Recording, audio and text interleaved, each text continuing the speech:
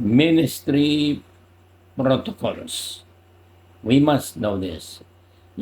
Christ is coming and we cannot avoid quarrel in the church, in the body of Christ, because that's what's going on. Even politicians are quarreling.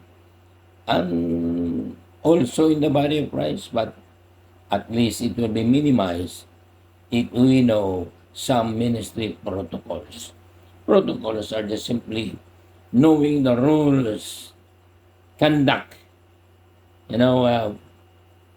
formal procedures in ministering, especially those who are preaching the gospel.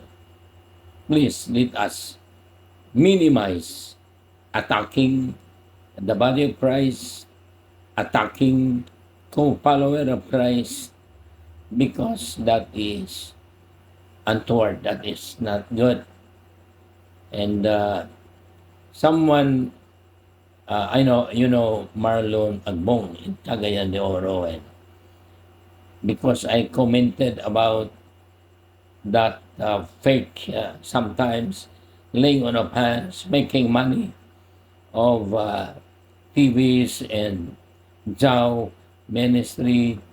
He chatted me, sent me a message, Tatay Bing, why not invite Zhao and his wife to conduct a conference in Cagayan so that you will know everything. You know what, Marlon?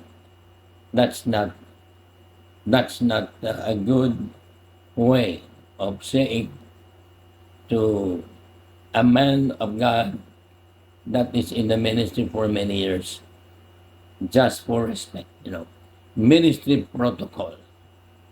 Why I invite him if we know that there are a lot of questions in his ministry? We know already because everything is in the YouTube. Everything is in the Facebook. We know TVs. We know what they are doing. We know Zhao. We know Runjan. We know them. So no need to invite them and we will listen to them. I listen to them.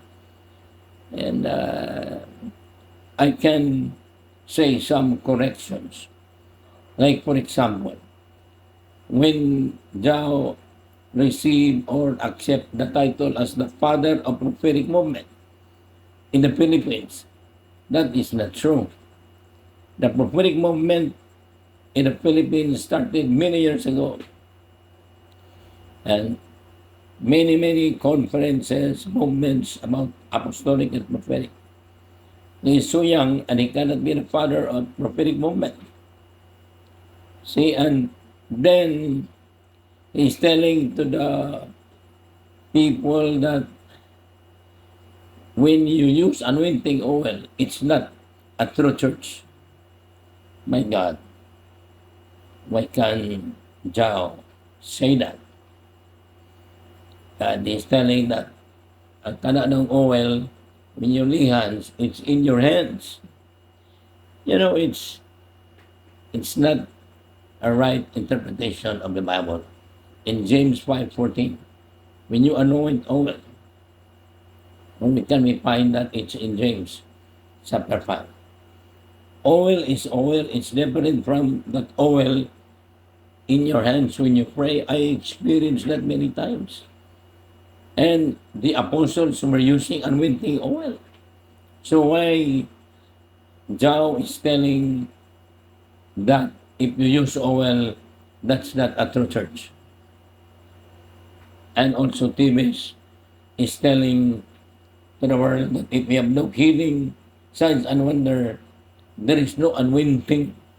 Wala na daw dihog ang mga simbahan karon. This guy does not know what anointing is. There are many different anointings. Isa lang ng healing and deliverance. Isa lang na.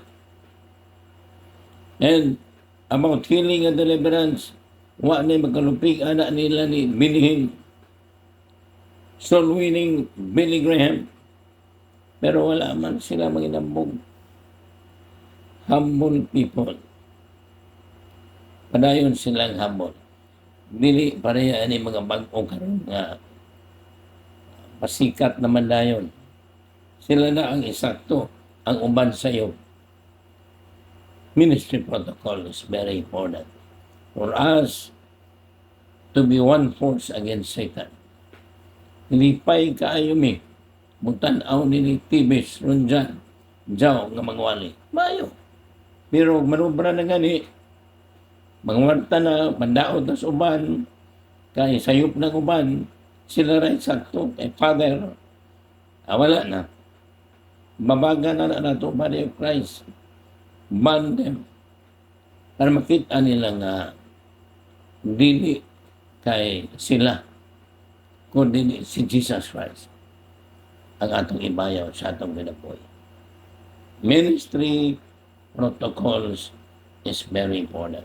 Know the rules, ethics, procedures in handling a ministry. Okay?